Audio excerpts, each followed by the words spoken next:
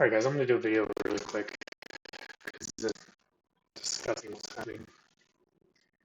Okay, I'm going to do the indexes and more. I'll just focus on more because it is our biggest position and it's destroying us right now. So at this point, this is the exact same fractal as this one. You can see a failed head and shoulders, a breakdown to the 50% retracement from here to here into a multi-day demand. Same thing here with a 50% retracement. And then we rallied back to new highs right here, right? Then we pull back, and we're heading back higher. That's what it looks like to me on SPY. And then everything else looks like that too. But this doesn't look bearish on the chart, right? This looks really good. This looks really strong on SPY. Okay. So if we look at, let me see if QQQ is shipping. I mean, QQQ is essentially showing the same thing. This is still a higher low, and then we're consolidating near the top end of the range to go higher. But IWM, which is the one that helps small medium caps, this is the one that looks bullish as fuck too. You can see since December of 2023, so since January 2024, 18 months, this is a lot of RTY. You can see this is the beginning of the week, even though the world was ending, that this is what happened. So this is the fifth time so far. We also have an inverse head and shoulders setup. So the indexes, which should support risk on behavior, look bullish. Let's look at some crypto really quick. So Bitcoin, even though the world was ending, it literally is trading sideways, and it's not broke below this demand right here, right? You can see that demand there. See all that consolidation? We haven't broke below. It's found support every single time. Support, support, support, support. Okay? Which looks like some type of sideways consolidation for a move higher. Okay? ETH, it literally dropped down, which I showed you guys this. It dropped down, and with the purple line, it's always been a buy, right? Always been a buy. So even back here, the purple line said it's not developed because it's the newer chart, but if it was developed, it would have been right under the gold line, which would have been a buy here in 2019, in 2020, in 2022, in 2023, and now even in 2024, and now in 2025, right? Like everything is pointing up, or everything is pointing at a bottom, sorry, which should be up unless the world's ending. Now, that's that. Let me show you Tesla really quick, just because it is the most important stock to hold, because it's going to be the most valuable company in the world at some point. What I see here is, ultimately we're on the weekly, but this is a major demand zone. So if we find ourselves in this 360 to 305 area, this is an accumulation range for 500 plus. So if we're at 300 to 360, this is a buy up here. Now I would be taking stabs down here just in case we don't make it down there, right? This could be a trip low ABC and then higher to 500 plus. So that's why I said under 400, just a little bit of nibbles every $10 drop or so. And then if we can get in this area, you want to add a lot, especially in this 330 to 350 range. Okay, now Mark. I know one of the guys said that the chart looks ugly, but in my opinion, it does not. Let's do top down. We'll go monthly and then down. Okay, so on the monthly, like I said, on the monthly, this red line, which is the 20-month moving average, has supported price action for 1, 2, 3, 4, 5, 6 months. So every time we've gotten around this red line and the world has been ending, it's been the bottom, right? So it's been the bottom for 6 months, and now we're at the 7th month. So we're experiencing extremely bad pain in the first week of February. But what this should say is we should experience some type of large candle. Now, could it be a smaller candle like this or this? Yes, it could, but I doubt it. Realistically, this looks like an inverted hammer into a bullish engulfing. What is this? An inverted hammer. So what we could be experiencing right now is just a quick low to where we rally the rest of the month. And that's why I'm betting on. That's what has to happen. That's what I'm thinking happens. So that's on the monthly chart. So the monthly chart is not bearish, because not only do you see that, you can see it inverse head and shoulders, right? On the monthly. You can see that we're above all this price action, we're just in the realm low. Like, look at this. So even though that price action has been supported for 6 months, we're looking at over a year where this area has always been the low of a monthly candle, right? For over a year, right? But I don't think we're going to get much lower than this. Like, I really don't. Like, maybe 50 cents. But the thing that we're running into is the problem with the timing of our contracts. So that's the monthly candle or the monthly chart. Here's the weekly. On the weekly, the blue line has been the support since August 2024, right? Where are we at? We're at the blue line. This is an inverse head and shoulders right here. That target's $40. That's on the weekly chart. This isn't bearish. We're just at the low end of the range, right? Now, if we start breaking below this blue line and then we break below the red line significantly, both of those would happen. Then most likely the bull cycle is over and the world's ending, right? To be honest. But we have to think that the market's not crashing, and we have to see that this should be a max pain scenario, right? But we're definitely here and we're experiencing all the pain in the world. But this is where we're at. We're at the level of support. We're at the level of support. This is where, you pick safer dated contracts and you close your eyes and you buy, right? If you would have bought here, it would have paid. If you would have bought here, it would have paid big, right? $13 to $30. Now, if you would have bought here, 16 to 21, right? So it's like, is this going to find support? I would love for us to not even trip this low. If we don't trip this low, this is it. Not only is this an inverse head and shoulders on the weekly, we have an inverse head and shoulders on the daily, right? Now it's getting fucking ugly because it's so low, but we're right there. We're 20 cents away from a new low. 20 cents. But until that happens, we have an inverse head and shoulders right here that could literally slingshot us to $30, right? What happened on February 6th? So this is when MSTR reported, right? Sell off 6th, 7th, and then we rally a fucking 100% in 7 days, 8 days. Literally what happened. And then we pull back and we go higher. February is the most bullish month of the year. But this is so painful. So that's on the daily, right? Do we have anything on the it's just a little bit more visible. The thing I hate the most is always being under all the moving averages. Now, let's bring up all this.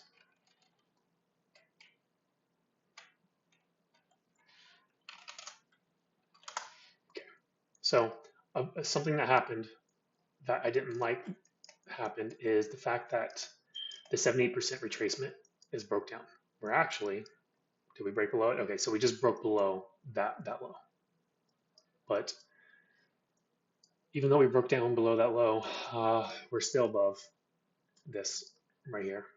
But even then, it's like, it's so ugly. It's not what I wanted to see at all. It really isn't. It's like max pain. It really is. It's max pain. We're like on the brink of like, if it's going to work, it's got to work here. So this is the volume area low of the head, which is practically the line of defense, or the last line of defense. If we go over here, where are we at? So right now we're at that. So this is another attempt at a bottom. So we'll see what happens right here at 1660. But this is the astonishing thing. It's like SPY is bullish, IWM is bullish, QQQ is bullish, Bitcoin is bullishish. Like it's trading sideways, but it's literally 12% from its highs, if that. All the main cryptos did a reset, and it's like this thing can't catch a bid. It's disgusting because if you look, I don't have the picture with me right now, but if you look at institutional buying, it's like skyrocketed. It's at its all highs. But this is what's happening. Okay, so now those are the charts. So in my opinion, the charts don't look bad, but it is max pain in the line in the sand. So it's like if we break down here, it's like it's almost, it's like I'm losing the thesis. But that would have to be, breaking below the monthly and the weekly and all that stuff, right? Like that's what matters the most. 1639 is the 100-day moving average, which it's never perfectly supported, but even then. And the crazy thing is we're at the beginning of the month, right? We have an entire 22 days left. And everything can change in 22 days. But, okay, so the options. The options are fucked. are getting fucked, and that's what we have to acknowledge. Okay, let's look at this. Okay, so with the options, this is our options right now. They're down 16% today alone. We're It's getting so much to the point that we're under $20 now, and we're a month and a half away from the expiration. It's getting to the point where retail's going to start spam selling every day to where I could see these lose another 10% tomorrow. But these are so oversold at this point that the decay shouldn't be this low. They should be more like 40 cents. That like a 10% pop and it's going to be an exaggerated recovery. That's the shitty thing. That's the crazy thing, but it's also shitty because like how much risk, like we can't risk much more. It's they're starting to get destroyed. Um, so at this point, you know, if we close it near the low of the day, it's like I would say trim or rotate 10 to 20% or even more. Like if you want, just rotate them to Junes if you care about the safety more than anything. Um, but it's like at this point, if we don't rally by March, I really don't. I don't know where the price could go for the next 6 weeks if it's not up, right? If it's not up in the next 6 weeks, it would have to be down. And if it was down, that would mean the market's crashing. That would mean the bull cycle's over. Like that's what I'm thinking, right? But we do have to take this into consideration, and we have to acknowledge the risk here. Um, so this, I gave this option last Friday, and realistically, everyone probably should have just did the rotation because they're down 35% since last Friday, maybe even 45%. you know, and then the other thing is tomorrow's Friday. If the weekly candle closed like this, that would be disgusting. Um, so I'm really sketched out by that. And then also here, actually, let me pull this over. Uh, so what we're looking at here is SPY. It's in demand right now, and it actually just hit demand and popped and reversed hard. But this is so I was looking for this us to dip into this into the close today, and then we rally higher tomorrow. Same thing with QQQ. Look at that. It hit demand just now, and now we're rallying. Um, it did the same thing with IWM right here. See that? Let me actually just do it right here. SPY.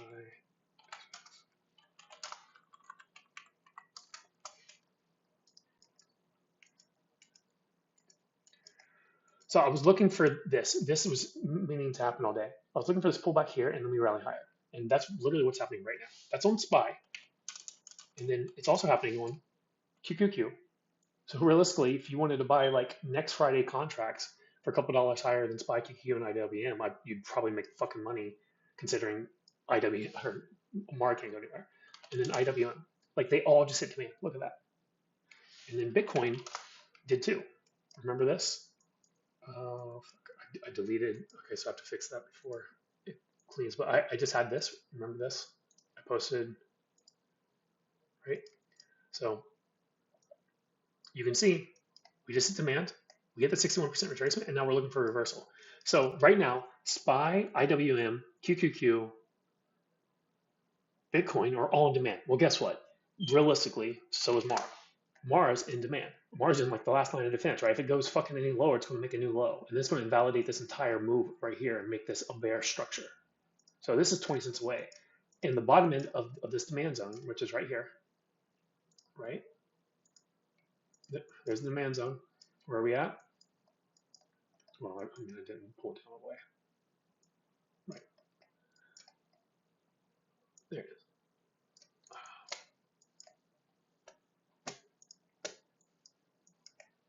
And we're right there.